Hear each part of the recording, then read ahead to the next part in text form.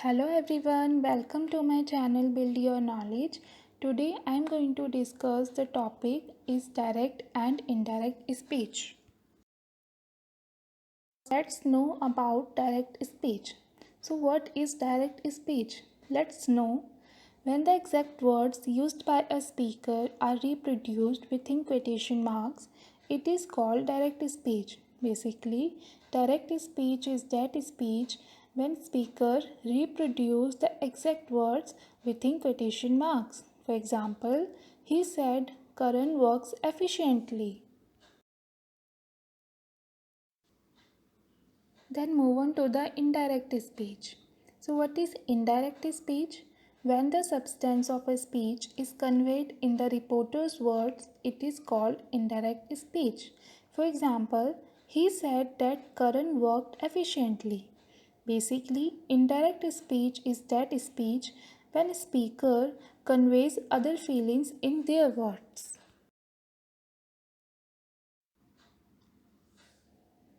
Then let's know about reporting verb and reported speech. So what is the basic difference between these two main themes, reporting verb and reported speech? Let's understand the concept of reporting verb. The verb that introduces the reported speech is called reporting verb. So basically, reporting verb and reported speech is interlinked. So that verb which introduces the reported speech is known as reporting verb. So what is reported speech? The exact words of the speaker which are put within quotation marks or inverted commas is called reported speech. So basically, reported speech is that speech which included itself those words and sentences which comes in inverted commas. For example, he said is the example of reporting verb. On the other hand, Karan works efficiently is the example of reported speech.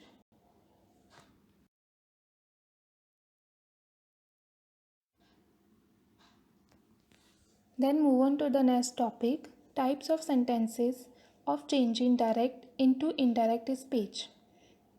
Assertive sentences, interrogative sentences, imperative sentences, exclamatory sentences, and the last but not least, optative sentences.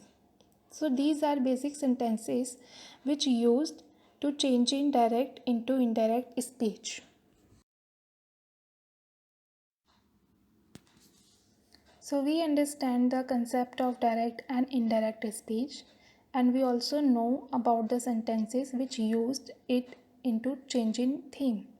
So what are the major characteristics which based on the changing aspect of direct into indirect speech? So basically we have the five major theme or aspects of changing direct into indirect sentences. For example, reporting verb, conjunction, tense, pronoun, and nearness.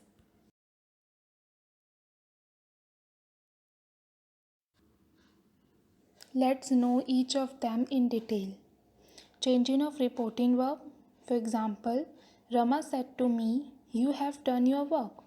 The first thing you have to change the sentences, you have to remove the inverted commas when you change direct into indirect speech and you put on that place that. Then change the sentence according to their main changing theme. Like in this sentence, the main changing theme is reporting verb. So the reporting verb is automatically changed. Then inserting of conjunction. For example, Jaya said to Neha, "Where do you live?" So the first we have to do, the inverted commas is removed, and in this type of sentence, you not add or put that. You have to do Jaya asked Neha where she lived, because in this type of sentence the main theme of changing is conjunction. Then changing of tense. For example, Ravindra said, "I have done my work."